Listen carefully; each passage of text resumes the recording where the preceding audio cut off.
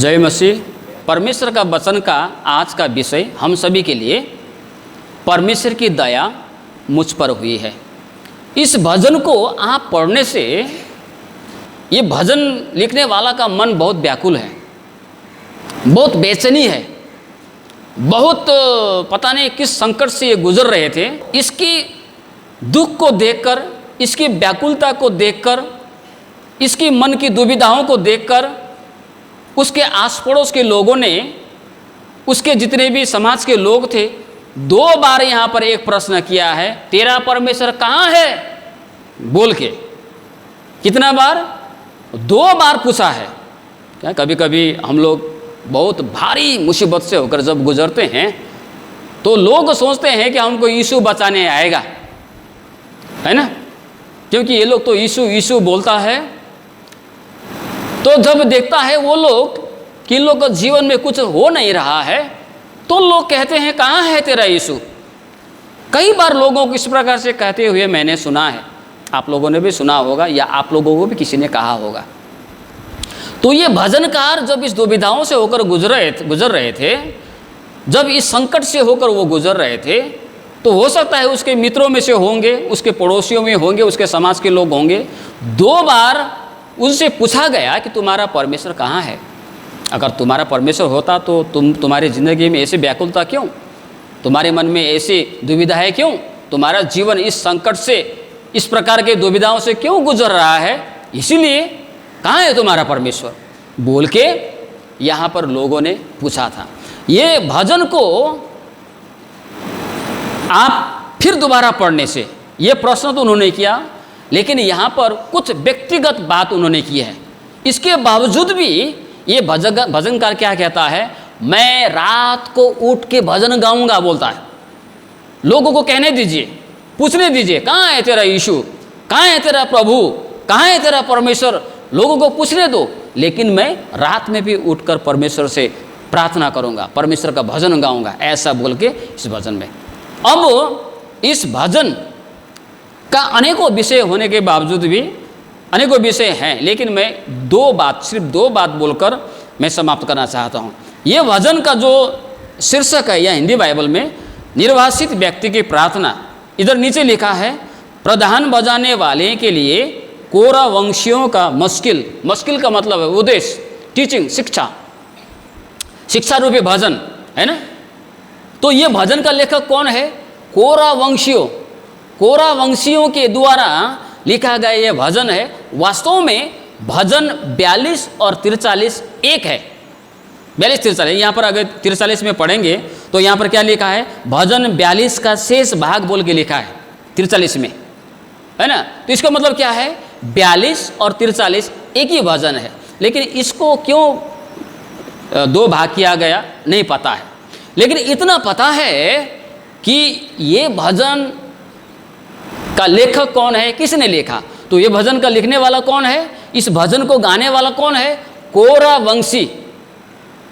अब जरा हम इस कोरा वंशियों के इतिहास को देखने से अगर आप पढ़ेंगे तो ये कोरा वंशी वास्तव में कोरा से निकल कर आया है। और ये कोरा का इतिहास हमको कहाँ मिलता है, अगर इसका बारे में अधिक जानना है तो हम जब गिनती की पुस्तक 16 अध्याय में जब हम पढ़ेंगे तो यहाँ पर गिनती की पुस्तक में कोरा, दातान, अबीराम के विषय में लिखा है। कोरा, दातान, अबीराम, गिनती की पुस्तक 16 अध्याय में।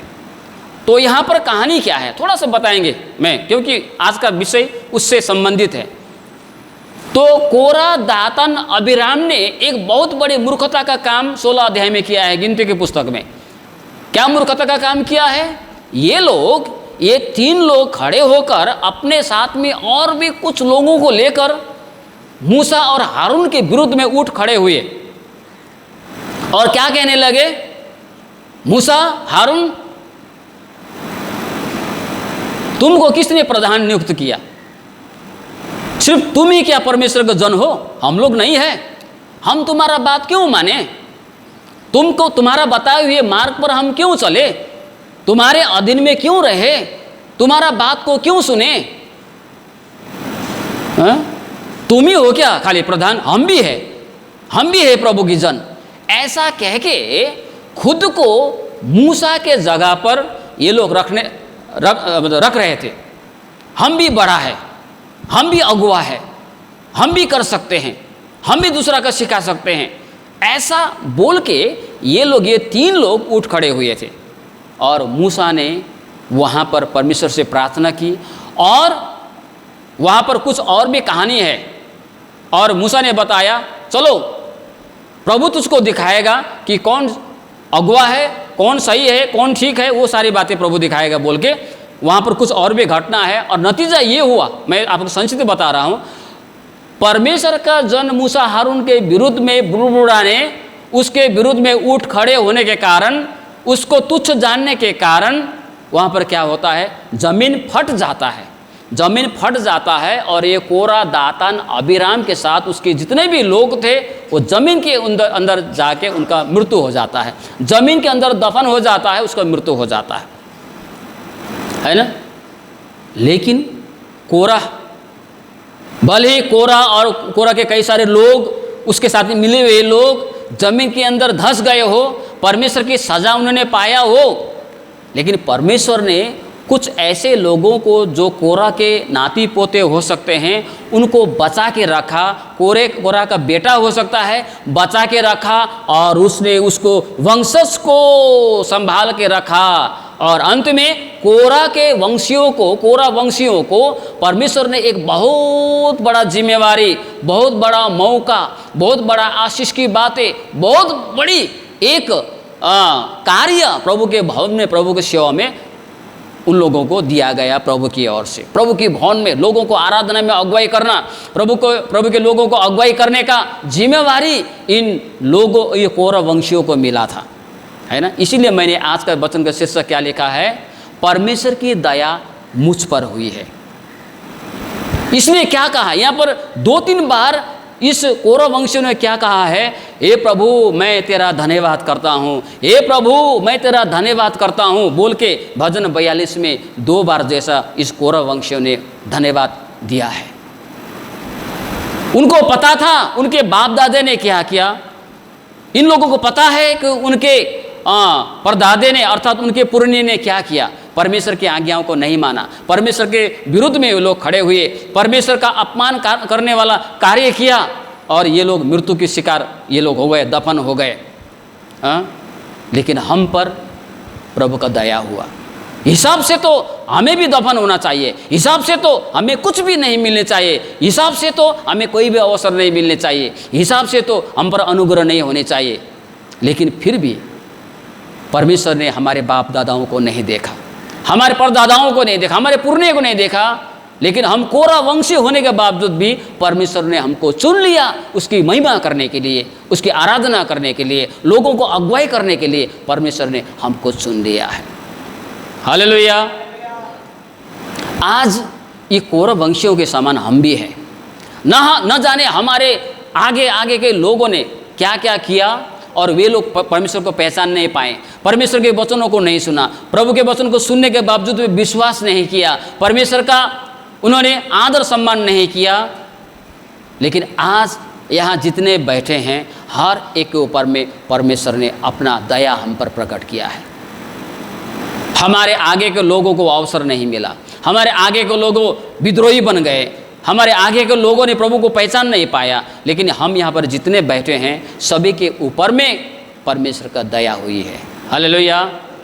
परमेश्वर का हम पर दया हुई है। आज सुसमाचार में हम लोगों ने पढ़ा, परमेश्वर के दृष्टि में, मनुष्य की दृष्टि में जो महान है वो परमेश्वर की दृष्टि में नहीं है। हम लोग क्या है, हमारा कुछ भी महानता नहीं है संसार के नज़र में, लेकिन परमेश्वर ने आज हमको एक महान कार्य हमारे जन्म में किया है, एक अवसर दिया है। हालेलुया। यह हमारे लिए है एक बहुत बड़ी आशीष की बात, और हमें अवसर मिला है। जो लोग हमारे पुरने ने जो कार्य किए उसके हिसाब से तो हमको कुछ नहीं मिलने चाहिए, इसके बावजूद भी परमेश्वर ने आपको और मुझे चुना, परमेश्वर ने आपको और मुझे बुलाया और अपना संतान होने का अधिकार दिया है, उसकी सेवा करने का अधिकार दिया है, उसकी आराधना करने का अवसर दिया है, उसके गुण अनुवाद करने का मौका दिया है परमेश्वर ने। इसीलिए वो कहता है मैं परमेश्वर का धन्यवाद करता हूँ, परमेश्वर का धन्यवाद करता हूँ, क्योंकि परमेश्वर ने मुझ पर दया किया है, परमेश्वर ने हम पर अनुग्रह किया है। पौल प्रेरित का 14 पत्र में आप देखिए, प्राय पत्रों में उन्होंने इसी ऐसे क्या परमेश्वर की दया, है ना, हम लोग भी आशीष की वचन बोलते हैं, परमेश्वर की दया, परमेश्वर की दया इतनी महान है। इसीलिए परमेश्वर का दया जो पौलुस ने अनुभव किया तो अपने पत्रों में शुरू में ही कहता, प्रभु का अनुग्रह, प्रभु का दया इस बात को बताता है। तो आज हम पर भी परमेश्वर का अनुग्रह किया है, हम अनुग्रह हमको मिला है, दया हमको मिला है, परमेश्वर का दया। इसीलिए इस दया को हमें स्मरण सदा रखनी चाहिए और परमेश्वर का हमें धन्यवाद करनी चाहिए। भले ही हम संकष्ट होकर गुजर रहे हो, भले ही हम दुविधाओं से गुजर, हमारे अवस्था को देखकर लोग बोल रहे हो कि क्या है ये यीशु वाला, कहाँ है इनका परमेश्वर, ये लोग तो बहुत प्रार्थना करने वाले हैं, ये लोग तो सेवा संगति में सप्ताह में 3-4 दिन चलने वाले हैं, कहाँ है इसका ईश्वर, कहाँ है इनका यीशु, शायद बोलते होंगे। कोई बात नहीं, परमेश्वर अपना समय में कार्य करेगा, परमेश्वर अपना समय में उत्तर देगा, हालेलुया, और उनका मुंह को बंद करेगा, क्योंकि हमारा परमेश्वर सिंहों के मुंह को भी बंद करने वाला परमेश्वर है, फिर मनुष्य को मुंह को भी वही बंद करेगा।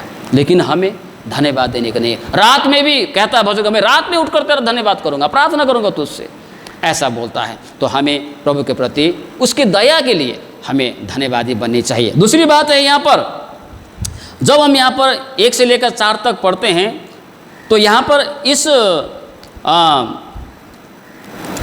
बात का हमें पता चलता है, वो एक हरिणी से तुलना करता है। हरिणी जिस प्रकार पानी के लिए तरसता है, जिस प्रकार पानी के लिए तृषित होता है, उसी प्रकार मैं तेरे लिए तृषित होता हूँ, मैं हाँफता हूँ तेरे लिए, है ना।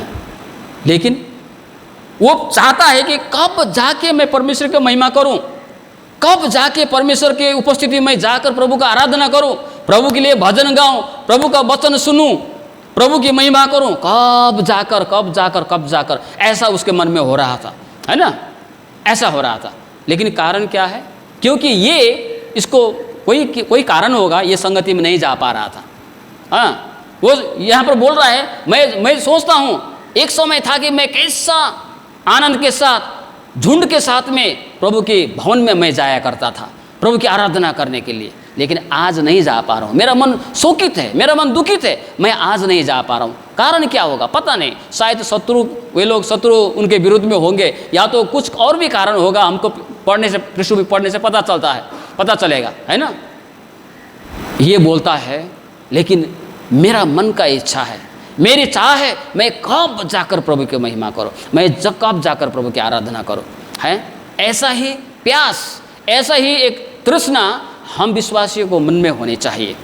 सेवकाई कोई बोझ नहीं है, आराधना कोई बोझ नहीं, लेकिन जब हमारे हृदय में जब हम एक प्यास लेते हैं ना, कब जाकर, कब रविवार आएगा मैं प्रभु की आराधना करने के लिए चर्च में जाऊंगी, चर्च में जाऊंगा, कब मंगलवार होगा, कब बृहस्पतिवार होगा, कब शुक्रवार होगा, आएगा मैं प्रभु की आराधना करने के लिए, ऐसा एक मन में एक प्रभु से मुलाकात करने का एक प्यास, एक तृष्णा हमारे मन में होनी चाहिए। अगर हम ऐसा करते हैं तो प्रभु कहता है, जो मेरा आदर करता है मैं भी उसका आदर करूंगा। धन्य है वे जो धार्मिकता के भूखे प्यासे हैं, वे तृप्त किए जाएंगे, बोल के मत्ती सुसमाचार 5:6 में लिखा है। अगर हम लोग सच में धार्मिकता के भूखे प्यासे हैं तो परमेश्वर हमें तृप्त करेगा। तृप्त का मतलब क्या है, परमेश्वर हमको संतुष्टि करेगा, वह संतुष्टि प्रदान करेगा परमेश्वर। Hallelujah, hallelujah. प्रभु का सेवा कोई बोझ नहीं है, किसी के कहने के द्वारा, किसी के बोलने के द्वारा मात्र नहीं, ये दिल से होनी चाहिए, दिल से, है ना। और वैसे ही व्यक्तियों के खोज में प्रभु रहता है। आज के लेक्चर में वही विषय दिया है, हमारा मन में एक प्यास होनी चाहिए। चलो आज तो संडे है, ठीक है, दूसरा दिन तो कोई बात नहीं है, काम से थका होता है, बात वो अलग है ना। लेकिन रविवार आराधना में प्रति, कब रविवार आराधना, मैं सप्ताह भर में सेवकाई नहीं जा पाती हूँ, सप्ताह भर सेवकाई नहीं जा पाता हूँ, मैं थक जाती हूँ, मैं कभी काम में जाना पड़ता है, ये होता है वो होता है। लेकिन कब रविवार आए कि ऐसा पहले से ही प्रार्थना होनी चाहिए हमारे मन में, कब मैं प्रभु के भवन में जाऊं और प्रभु से प्रार्थना करूं। हालेलुया।